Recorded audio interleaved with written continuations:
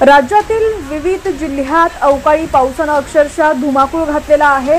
अशातच आता जी व्हिडिओतली मन सुन्न करणारी जी घटना तुम्ही पाहता, यामध्ये शेतकऱ्याचा भुईमुग संपूर्ण वाहून गेलेला आहे।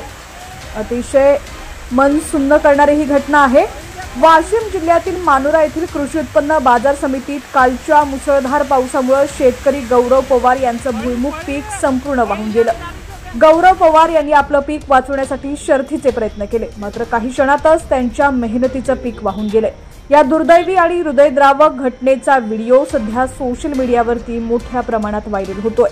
या व्हिडिओची गंभीर दखल घेत केंद्रीय कृषी मंत्री शिवराज चव्हाण यांनी थेट दिल्लीहून वाशिम जिल्हा प्रशासनाशी संपर्क साधला।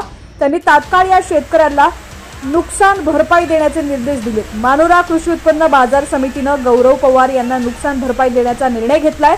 आज गौरव पवार यांना बाजार समितीकडून मदत दिली जाणार आहे। या घटनेनंतर शेतकऱ्यांच्या समस्यांकडे प्रशासन आणि सरकारचं लक्ष वळाल्याचं दिसून आलेलं आहे। सोशल मीडियावरून आवाज उठवल्यास तो दिल्लीपर्यंत पोहोचू शकतो, हे या प्रकरणातून स्पष्ट झालंय। मी बोरवा या गावात राहतो।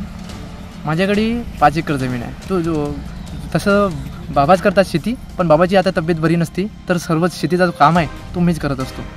तर 15 मेला मी माझा भुईमुग विकायला मार्केटमध्ये आणला होता व मार्केटमध्ये व्यापाराचा माल होता तो, तर माझा माल काही अंदर पडला व काही माल बाहेर पडला होता। पाण्याचं वातावरण अचानक तयार झाला। पाणीचा प्रभाव एवढा भारी होता की पुरा माल जो होता माझा 7 ते 8 क्विंटलपर्यंत तो वाहून गेला आणि काही माल राहिला होता तो पुरा पाण्यामध्ये भिजला।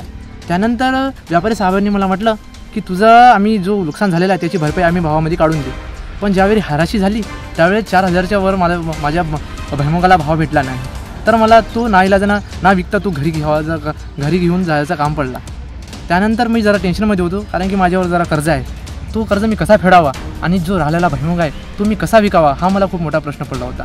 परंतु काल रात्री मला शिवराज चव्हाण सरांचा फोन आला, जो आपले कृषी मंत्री आहे त्यांचा मला फोन आला। त्यांनी मला माझ्या तब्येतबद्दल विचारली, त्यांनी मला माझ्या परिवाराबद्दल विचारली।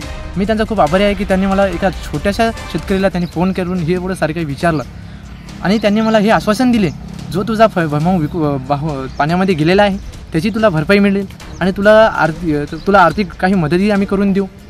त्यानंतर त्यांनी मला हेही आश्वासन दिले, जो तुझा राहिलेला माल आहे तोच आम्ही त्याच भावामध्ये विकून देऊ, ज्या दिवशी जो मार्केट होता त्याच भावामध्ये तुझा भुईमुग विकला जाईल, हे त्यांनी मला आश्वासन दिले। व